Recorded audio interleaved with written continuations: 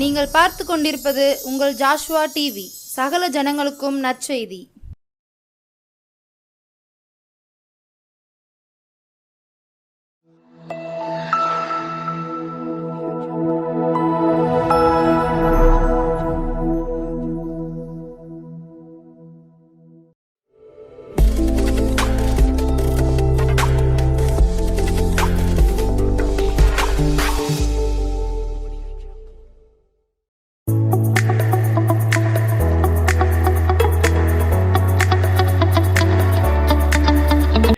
கர்த்தருடைய பரிசுத்த நாமத்திற்கு ஸ்தோத்திரம் உண்டாவதாக. பிரியமானவர்களே, இந்த புதிய ஆண்டிலே, புதிய வருஷத்திலே உங்களை மனதார வாழ்த்துகிறோம், மனப்பூர்வமாக வாழ்த்துகிறோம். புத்தாண்டு நாள் வாழ்த்துக்கள்.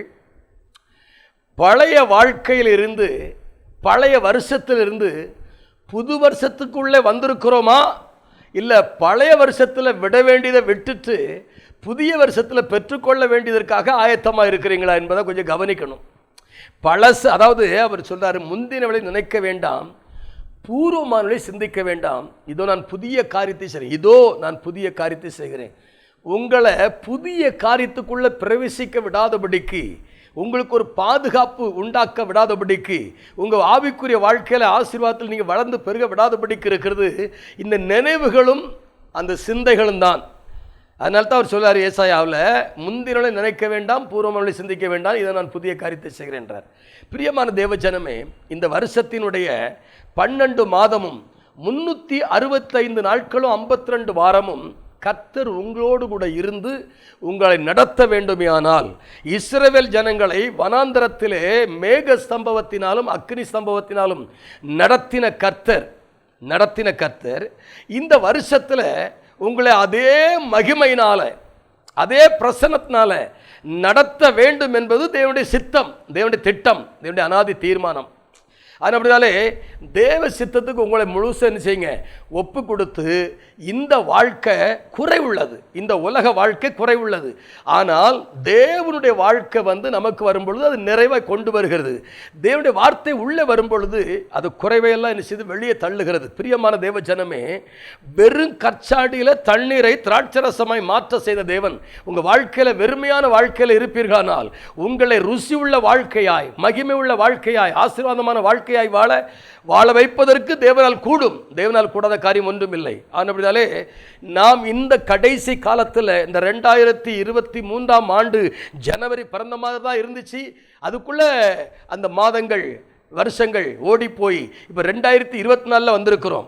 பிரியமான கர்த்தருடைய பிள்ளைகளே, அருமையான ஜாஸ்வா டிவியினுடைய விசுவாசிகளே, நேயர்களே, இதை நேசிக்கிறவர்களே, கர்த்தர் உங்களை ஆசீர்வதிப்பாராக. ஜாஸ்வா டிவி மூலமாய் உங்களுக்கு மனதார புத்தாண்டு வாழ்த்துக்கள் சொல்லுகிறோம். நான் ஒரு வசனத்தை வாசிக்கிறேன்.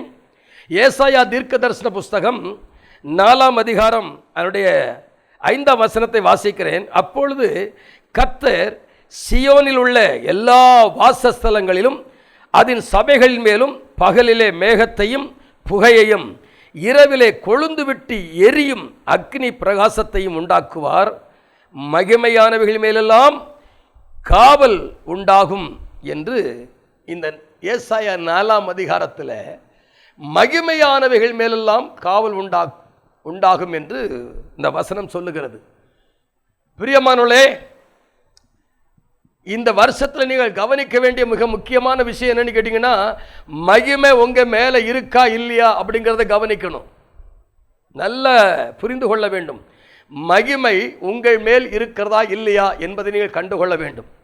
அதை கண்டுகொண்டால்தான் உங்கள் வாழ்க்கை மாறும் என்று வேதவசனம் சொல்லுகிறது. மகிமை உங்கள் மேலே இருக்குதா? இப்போ ஆதாமின் மேல் இருந்த மகிமை, ஆதாமை மூடி இருந்த மகிமை, எவ்வளவு அழகாக தேவன் மனுஷனை மண்ணினாலே உண்டாக்கி அவன் நாசியிலே ஜீவ சுவாசத்தை ஊதினான், மனிதன் ஜீவ ஆத்மாவானான் என்று அங்கே இருக்கிறது.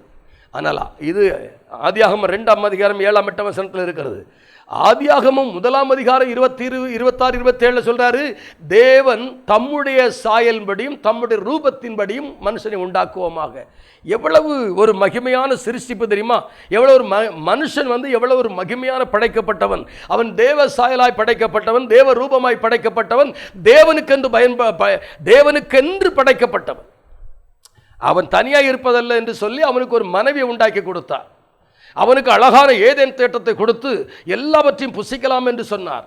ஆனால் இப்போ இந்த மகிமை இருக்கிறதுனால அவர் சொன்னார், ஆதியாகமம் 1 26 27 நீங்கள் எல்லாவற்றையும் ஆண்டு கொள்ளுங்கள் என்று சொல்லி ஆசீர்வதித்தார். அப்ப தேவ சாயலாய் இருக்கிற ஒரு மனுஷனுக்கு சகல ஆளுகையும் தேவன் மனப்பூர்வமாய் கொடுத்தார். இன்னைக்கு நாம ஆளுகையை விட்டுட்டோம். காரணம், மகிமை நம்மளை விட்டு போயிட்டு. இன்னொரு நீங்கள் வசனத்தை வாசித்தீங்கன்னா 1 சாமுவேல் புஸ்தகம் 4 அதிகாரம் 21 22 வசனத்தை வாசித்தீங்கன்னா, மகிமை இஸ்ரவேலை விட்டு விலகிற்று, ஒப்பினி பினகாஸ் இருவரும் இறந்தார்கள், அவனுடைய மாமனார் இறந்தார் என்று அங்கு சொல்லு. மகிமை இஸ்ரவேலை விட்டு நீங்கிற்று, உடன்படிக்கை பற்றி பிடிபட்டு போயிற்று. ஒப்பினி பினகாஸ் 2 ஊழியக்காரங்க, 2 பரிசுத்தவான்கள் மரித்து போனாங்க. இதை செய்தியை கேட்ட ஒரு தீர்க்கதரிசி, ஒரு ஆசாரியன், அவனும் மரித்து போனான். மகிமை விலகினதினாலே, மகிமையை இழந்ததினாலே மரணம் சம்பவித்தது. மகிமை இழந்ததினாலே ஆசீர்வாதம் போயிற்று. மகிமை இழந்ததினாலே குடும்ப உறவுகள் உடைக்கப்பட்டு விட்டது. மகிமை போனதினால எவ்வளவோ நெருக்கங்களை, கஷ்டங்களை, வறுமையை, வருத்தத்தை, கடனோடு பிள்ளைகள் கீழ்ப்படுகிறதில்ல, உறவுகள் கீழ்ப்படுகிறதில்ல, சொந்த பந்தங்கள்லாம் கீழ்ப்படுகிறதில்ல. காரணம் என்ன? நமக்கு அந்த மகிமை நம்மளை விட்டு போயிருக்கிறதா என்பதை இந்த வசனத்தின் வழியாய் நீங்கள் கொஞ்சம் கவனித்து பார்க்க வேண்டும் என்று கர்த்தருடைய ஆவியான உங்களோட கூட பேச விரும்புகிறார். நான் இன்னொரு வசனத்தை வாசிக்கிறேன். சகரியா தீர்க்கதரிசன புஸ்தகம் 2 அதிகாரம் அதனுடைய 7 8 வசனத்தை வாசிக்கிறேன். பாபிலோனில் குடியிருக்கிற, பாபிலோன் குமாரத்தினிடத்தில் குடியிருக்கிற சீயோனே, உன்னை விடுவித்துக்கொள், பிற்பாடு மகிமை உண்டாகும் என்று சேனைகளின் கர்த்தர் சொல்லுகிறார். உங்களை கொள்ளையிட்ட ஜாதி நடத்திற்கு என்னை அனுப்பினார், உன்னை தொடுகிறவன் அவருடைய கண்ணின் மணியை தொடுகிறான் என்று இந்த வசனம் சொல்லுகிறது. நல்ல கவனிக்க வேண்டும். மகிமை என்ற உடனே நான் நினச்சி பார்த்தேன், அந்த மகிமை இருக்கிற வரைக்கும் தோட்டத்துக்குள்ளே கர்த்தர் வைத்திருந்தார். அங்கு உள்ள சகல விருட்சத்தின் கனியை அவங்க புசிக்கலாம். நல்ல ஒரு பெரிய நதி 4 ஆறுகளாய் பிரிந்து போகிறது. எல்லா விருட்சங்களின் கனியும் இருக்கிறது, நன்மை தீமை விருட்சத்தின் கனியும் இருக்கிறது. ஆனால் லூசிபர் தான் விழுந்து போனதை, தன்னுடைய மகிமை தன்னை விட்டு போனதை அறிந்து, மனிதன் தேவனுடைய சாயலாக இருக்கிற இவன், தேவனுடைய மகிமையில் இருக்கிற இவனை எப்படி ஆயிலும் வெளியே கொண்டு வர வேண்டும் என்று பெரிய திட்டமிட்டு அந்த ஏதேனில் வலுசற்பம் போல பேச ஆரம்பித்தான். லூசிபர், தள்ளப்பட்ட தூதன், பேசுகிறான். வலுசற்பம் பேசுகிறது, ஏவாளோடு பேசுகிறது. ஏவாளுக்கு தினந்தோறும் அது பேச்சை கேட்க கேட்க, அந்த கனியை பார்க்க பேச பார்க்க அவளுக்குள்ள ஒரு எண்ணம் வந்துச்சு, அது பார்வைக்கு நல்லது, புசிப்புக்கு இன்பம், இச்சிக்கப்படத்தக்க விருட்சம் அப்படின்னு சொல்லி அவருடைய சிந்தையில், மனசில், எண்ணங்களில் உள்ளுக்குள்ளே வந்துச்சு. தேவனுடைய வார்த்தையை மீறினாங்க. மீறும்போது கண்கள் அந்த விருட்சத்தின் கனியை தான் பார்க்க சொல்லிச்சு. அவன் சொல்கிற காரியம் தான் சரின்னு சொல்லிச்சு. கர்த்தர் சொன்னார், இதை புசிக்கும் நாளில் நீங்கள் சாகவே சாவீர்கள் என்று சொன்னார். ஆனால் லூசிபர் சொன்னார், இதை புசிக்கும் நாளில் உங்கள் கண்கள் திறக்கப்படும், நீங்கள் தேவர்களைப் போல ஆவீர்கள், நீங்கள் சாவது இல்லைன்னா. கர்த்தர் சொன்னார், அதை புசிக்கும் நாளிலே சாவீர்கள் என்று சொன்னார், சாகவே சாவீர்கள். 2 மரணத்தை குறித்து ஆதாம் ஏவாளுடைய வாழ்க்கையில் 2 மரணத்தை குறித்து சாகவே சாவீர்கள் என்று. பிரியமான தேவ ஜனமே, கொஞ்சம் கவனிக்கணுங்க. இன்னைக்கு நம்முடைய உள்ளான மனுஷன் மரித்து போயிருக்கிறதா இல்லை ஜீவனோடு இருக்கிறதா என்று கவனிக்கணும். நமக்குள்ள ஒரு ஆவி இருக்குங்க, ஒரு ஆத்மா இருக்குங்க, அதை மூடின ஒரு சரீரம் இருக்குது. இந்த சரீரத்தை தான் நம்ம இன்னைக்கு நிறையா கவனிக்கிறோமே தவிர நமக்குள்ள இருக்கிற ஆவியையோ ஆத்மாவையோ குறித்து கவனிக்கிறது இல்லை. இந்த உலகத்தில் ஒரு மனிதன் வாழ்ந்து மரிக்கிறான் என்றால் அவன் மரித்த பின்பு அவன் மணலுக்குள்ளே புதைக்கப்படுகிறான், மண்ணிலே புதைக்கப்படுகிறான். ஆவி ஆத்மா அது நல்ல ஆத்மாவாக நல்ல ஆவியாக இருந்தால் ஆபிரகாமுடைய மடிக்கு கொண்டு போகப்படும், பாரடைஸு கொண்டு போகப்படும். அப்படி இல்லை என்றால் அது வேதனையுள்ள இடத்துக்கு போகும். பாவத்தில் வாழ்ந்து சாபத்தில் வாழ்ந்து ஆத்துமாவில் உயிர் இல்லாமல் ஆவியில் உயிர் இல்லாமல் மறிக்கிற ஒரு ஆத்துமா அது வேதனையுள்ள இடத்துக்கு போகும். உயிர்ப்பிக்கப்பட்ட ஆத்துமா, புதுப்பிக்கப்பட்ட ஆத்துமா, உயிர் மீட்சி அடைந்த ஆத்துமா அது ஆபிரகாமுடைய மடிக்கு கொண்டு போகப்படும் என்று வேதம் சொல்லுகிறது. இப்போ நல்லா நீங்கள் கவனிக்க வேண்டும். இதை நான் எதற்காக முன்னே கொண்டு வருகிறேன் என்றால், ஒரு பெரிய சத்தியத்தை நாம் அறிய வேண்டிய பிரகடனைக்கு அறியணுங்க. மகிமை உங்கள் மேலே இருந்தால் ஏவலோ சூனியமோ மாந்திரிகமோ ஒன்றும் உங்களை தொடுவதில்லை. அதனால தான் அவர் சொன்னார், இஸ்ரவேலுக்கு விரோதமான குறி சொல்லுதலும் இல்லை, யாக்கோபுக்கு விரோதமான மந்திரமும் இல்லை என்று சொன்னார். அப்போ மந்திரங்களை எல்லாம் செயல்பட விடாமல் ஆக்குவது இந்த மகிமை. உங்களை மகிமை மூடி இருந்துச்சுன்னா உள்ள எதுவும் வராதில்ல. மகிமை மூடி இருந்தா சரிதானே? அதனால் அந்த மகிமை இழந்ததுனால அவர்கள் தோட்டத்தை விட்டு வெளியே வந்தாங்க, கஷ்டப்பட்டாங்க, உழைச்சாங்க, பலி செலுத்தினாங்க, அப்படியே மல்கியா வரைக்கும் பலி செலுத்தி வந்தாங்க. புதிய ஏற்பாட்டு காலத்தில் ஒரு சம்பவத்தை அங்கே வேதவசனம் தெளிவுபடுத்துகிறது. அதற்கு முன்பதாக சங்கீதம் 27:4 சொல்லுகிறது, தாவீது அரசன் சொல்லுகிறான், கர்த்தரிடத்தில் ஒன்றை கேட்டேன் அதே நாடுவேன், நான் அவருடைய மகிமையை பார்க்கும்படி. நான் அந்த ஆலயத்தில் ஏன் இருக்கிறேன்னா நான் அவருடைய மகிமையை பார்க்கணும். அவனுக்கு ஆசை. ஆனால் யாத்திராகமம் 24ஆம் அதிகாரத்தில் மோசே சீனாய் மலையில் இருக்கும் பொழுது கர்த்தர் மோசையோடு கூட முகமுகமாய் பேசியிருந்தார், மகிமை மூடியிருந்தது. ஆனால் 33ஆம் அதிகாரம் 18ஆம் வசனத்தில் நம்முடைய மகிமையை நான் காணணுன்றான். முகமுகமாய் பேசினவன் தான், ஆனால் நம்முடைய மகிமையை நான் காணணும், என காண்பியோன்னு கேட்குறான். அப்போ அதுக்கு கர்த்தர் சொல்றாரு, என்னை கண்டவன் உயிரோடு இருந்ததில்லப்பா, என் அண்டையில் ஒரு இடம் இருக்கிறது, அங்கே வந்து நில்லு, என் கரத்தினால் உன்னை மூடுவேன், என் கரத்தை எடுப்பேன், புன்புறத்தை பார்ப்பா என்று சொன்னார். இது பழைய ஏற்பாட்டு சம்பவம். புதிய ஏற்பாட்டில் யோவான் நற்செய்தி நூலில் 1ஆம் அதிகாரம் 1ஆம் வசனத்தை வாசிக்கும் பொழுது ஆதியிலே வார்த்தை இருந்தது, ஆதியிலே வார்த்தை இருந்தது, அந்த வார்த்தை தேவனிடத்தில் இருந்தது, அந்த வார்த்தை தேவனிடத்தில் இருந்தது, அந்த வார்த்தை தேவனாயிருந்தது. வார்த்தை என்னவா இருந்துச்சுங்க? தேவனாயிருந்தது. வார்த்தை தெய்வமாயிருந்தது. அந்த வார்த்தை தெய்வமாயிருந்த வார்த்தை 14ஆம் வசனத்தில் அந்த வார்த்தை மாம்சமாகி, இப்போ வார்த்தை என்னவா மாறிற்று? மாம்சமா மாறிற்று. இந்த மாம்சத்துக்கு அந்த வார்த்தை உள்ளே வரும்பொழுது நம்முடைய மாம்சத்தோடு கலந்து நம்முடைய சரீரத்தில் இருக்கக்கூடிய எல்லா விதமான தவறான கிரியைகள் எல்லாம் வெளியேற்றி நம்மை ஆரோக்கியம் வைத்துக் கொள்ளுகிறது நம்முடைய வார்த்தை. அந்த வார்த்தை மாம்சமாகி கிருபைனாலும், ரெண்டாவது என்னவா மாறுது? கிருபையாய் மாறுது. மூன்றாவது சத்தியமா மாறுகிறது. மாம்சம், கிருபை, சத்தியம், ஆவி, ஆத்மா, சரீரம். இந்த மாம்சம் சரீரத்தோடு கலக்கிறது. ஆவில